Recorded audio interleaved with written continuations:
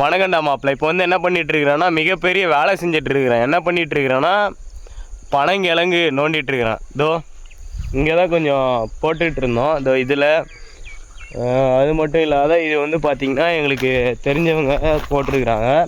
அவங்களுக்கு பக்கமே நாங்கள் போட்டிருக்கிறோம். இதோ பாருங்கள், இங்கே வந்து தெரிஞ்சவங்க போட்டிருக்கிறாங்க, அதுக்கு பக்கம் நாங்கள் போட்டுட்ருக்குறோம்.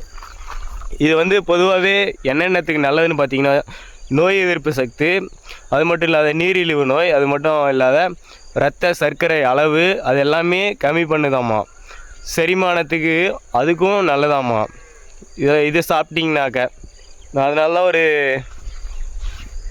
20 கிழங்கு ஒரு 30 கிழங்கு வரும். அந்த அளவுக்கு எடுத்து வச்சுட்டேன். ஸோ அப்படியே உங்களுக்கு ஒரு மெசேஜ் சொல்லிடலாம் அப்படின்ட்டு வீடியோ எடுத்து போடுறேன். இது நிறைய பேர் என்ன பண்ணுறீங்கன்னா, இதில் பஸ் ஸ்டாண்டில் விற்றுட்ருப்பாங்க. ஸோ இந்த கிழங்கு தான் இதோ பஸ் ஸ்டாண்டில் விற்றுட்ருப்பாங்க.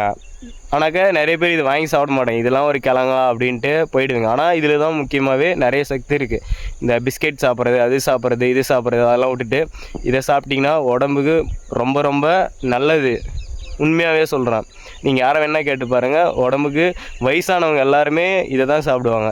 நீங்கள் சின்ன வயசுலேருந்தே இதை சாப்பிட்டீங்கன்னு வச்சுக்கோங்களேன், இங்கே பிற்காலத்தில் நீங்களாம் இதை சாப்பிடவே தேவையில்ல. பிற்காலத்தில் நீங்கள் எப்படி வேணால் இருக்கலாம். இப்போ நீங்கள் எதையோ சாப்பிட்டுட்டு பிற்காலத்தில் இதே சாப்பிடுங்க, அதை சாப்பிடுங்க, கூழ், கம்பு, கஞ்சி அந்த மாதிரி குடிங்க அப்படின்னு டாக்டர் சொல்லுவாங்க.